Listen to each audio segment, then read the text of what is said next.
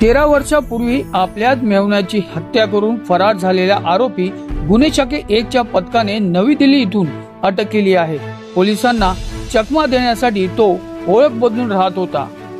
28 मे 2012 रोजी भाईंदरपूर व नवघर येथे राहणारा सुरेश कुमार चौधरी याची राहत्या घरी निर्गुणपणे हत्या करण्यात आली। इस्त्रीच्या वायरीने त्याचा गळा आवळण्यात आला होता। या प्रकरणी नवघर पोलीस ठाण्यात हत्येचा गुन्हा दाखल करण्यात आला होता। सुरेश कुमार चौधरी हा त्याचा मेव्हणा गोविंद कुमार याच्या सोबत राहत होता। मात्र हत्येच्या दिवसापासून तो फरार होता। त्याच्यावर हत्येचा संशय होता। या दोघांनी सख्या बहिणी बरोबर लग्न केले होते। ते मूळचे बिहारमधील होते। पोलिसांनी सलग 4 वर्ष बिहार परिसरात जाऊन शोध घेतला, परंतु तो आढळून आला नाही। या प्रकरणी तपास गुन्हे शाखे 1 च्या पथकाकडे सोपवण्यात आले होते। हे प्रकरण जुने असल्याने पोलिसांनी नव्याने सखोल तपास सुरू केला। आरोपीची पत्नी ही बिहारमध्ये राहत होती।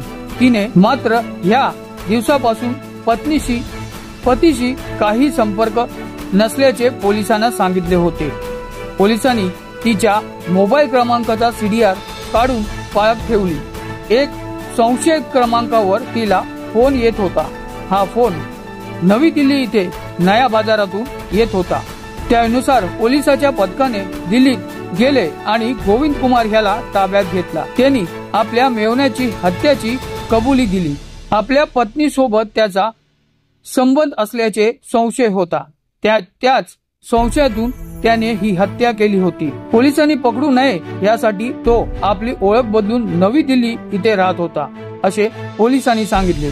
गुन्हे शाखे 1 च्या पथकाचे वरिष्ठ पोलीस निरीक्षक प्रमोद बडाक, सहायक पोलीस निरीक्षक सचिन सानप, पोलीस उपनिरीक्षक उमेश भागवत, संदीप शिंदे आदी पथकाने ही कारवाई केली। Bureau report, news junction TV, Mira Bhayandar.